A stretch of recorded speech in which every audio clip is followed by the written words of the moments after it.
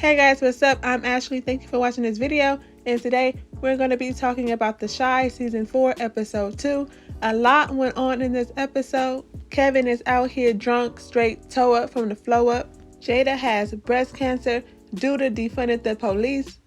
Jake is out here hooking up with white girls in the bathroom. And Emmett told Tiff about Dom. So before we get into it, subscribe, like this video, and leave a comment down below letting me know what you think about this episode. And with that being said, let's get right to it.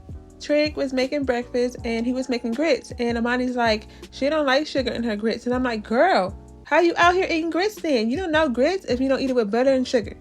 She got the game all the way messed up. How y'all eat y'all grits? With cheese or whatnot, or with sugar and butter? So anyway, Jake getting beat up by the police like that has been on Trig's mind. He's worried about it, and Imani's like, you did what you had to do.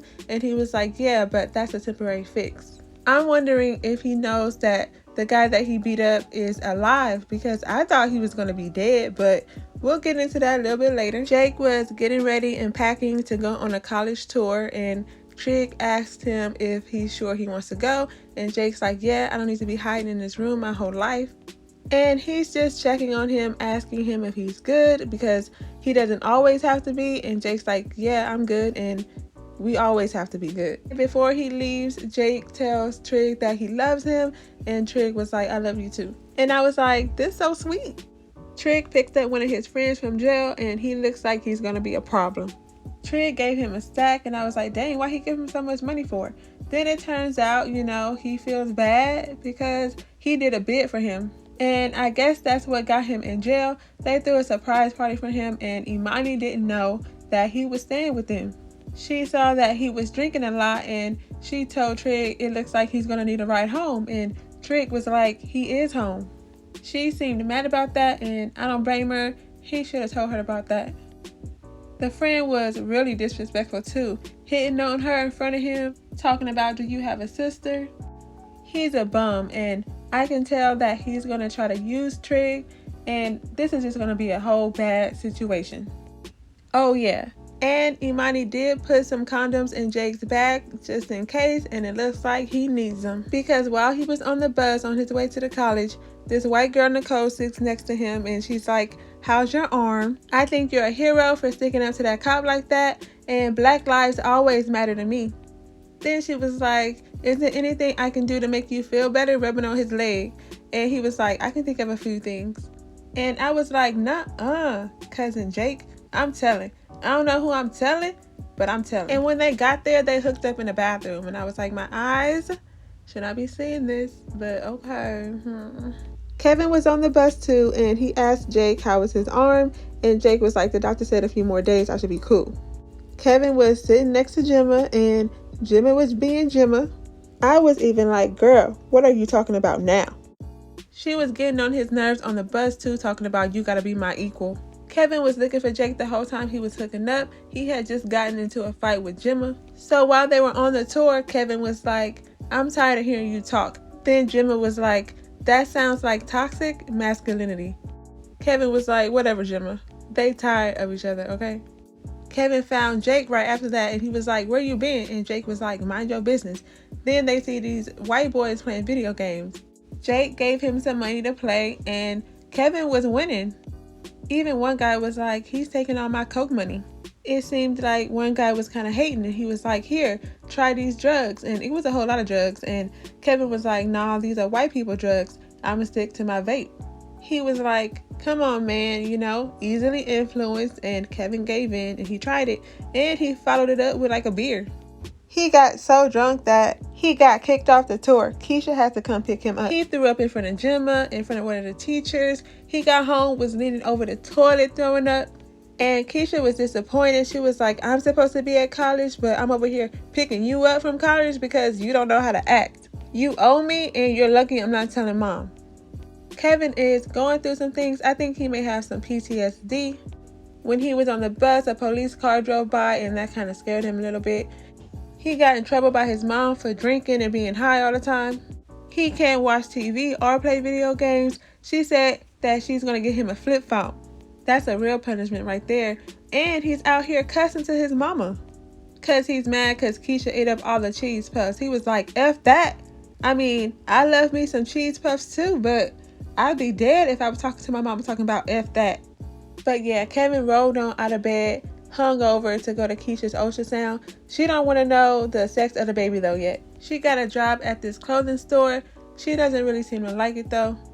Her boss is annoying and is a nag, talking about the price stickers are crooked and to not lean on the counter, because if we ask the customers not to, then we shouldn't either. Just doing the absolute most. And then while she was working, some girl that she knew from high school, I think named Sid, came in asking for a purse. And then Emmett and Darnell came in, and Darnell was being Darnell, asking for an employee discount. Emmett and Keisha ended up talking about Tiff, and she was like, just tell her. And Keisha was just letting him know that she's stressed out about this whole pregnancy thing. And he was just trying to tell her, everything's going to be okay and that he's always there for her. It was a sweet and quick conversation. And while we're talking about Emmett told Tiff about Dom. While they was getting it in, Emmett heard Darnell's voice in his head the whole time. And he was talking back to it out loud. Tiff was finally like, what is wrong with you? And then that's when he told her. And then she got up and left. And she went and hooked up with the guy that she's been selling to. The guy that's been wanting her all this time. Now he finally got her because Emmett messed up. And Emmett was waiting for her all night, looking out the window, waiting for her to come. Now he know how it feels, getting a taste of his own medicine, out here playing all them games. Duda went to the hospital and met with the guy who beat up Jake. He's all hooked up to the hospital bed. Duda was like, why you have so much security around you? Are you scared? And he was like, should I be? And then Duda was like, I don't know. Did you do something wrong? Reeves, the cop, was like, whenever we do something you don't like, are you going to send your goons after us? Duda told him, you do realize that you're my subordinate. And then he was like, Jake attacked me. He had the audacity. Duda said, define attack. And the guy was like, I asked him to show his hands and get to the ground. He asked for his ID, and then Duda's like, so tell me, is that how he got a black eye and busted up lip? In that tape, it didn't look like you were doing too much talking. He lets him know that he knows that he's had a lot of run-ins with young black boys minding their business. And then that's when he starts talking about how he has a wife and 4 boys and blah, blah, blah. Then after that, a little news crew was outside, and that's when Duda told everybody that the cop is fired. He's not putting up with no racist cops. And then later on in a press conference, he told everybody that he's defunding the police and it's effective immediately. He's getting a lot of backlash from this, and his wife and this one guy who endorsed him is not feeling this at all. They think that he's making a mistake, and the endorsement guy was like, don't let your past influence what you're doing here. And Duda's like, my past is what got me here. And the guy was like, I helped you. And Duda's like, so you think I owe you? I'm the head guy here. I'm in charge. Me. Leave me alone. Perry over here talking about don't fire no more police without us knowing. And Duda's like, I'm following my gut. And then she was like, don't let your gut get you killed. She was looking real suspicious when she said that. And then Duda was like, is that a threat? And she was like, no, I'm just trying to protect you. He was like, I don't need protection. I'm good wherever I go. But then, he was walking out one of the back doors looking like in the alley or something one night, and the police was driving by looking at him. So I can't wait to find out who shot Duda. He out here making moves, and, people want to take him down. So I'm like, is it his wife? Because that would be juicy, okay? And because of all of the actions that he took by defunding the police and whatnot, Trigg saved his friend from getting arrested. Another black man just minding his business, and here come the police. So everybody stuck together, took out their cameras, and basically saved him. Trigg was like, we ain't your job no more. Let me take him home. And the police was like, next time I see him here, I'm going to arrest him. They ended up taking her massager boo thing to her class reunion and found out that one of her frenemies from high school got a special ending from her little boo thing too. She was mad at first, but then she got over it because later that night, they was hooking up again. And then that's when he found a lump on one of her breasts. She was like, it's okay. I know my body. I get it checked every birthday, but I'll go get it checked again if, that'll make you happy. And then she goes, gets it checked, and finds out that it's actually cancer.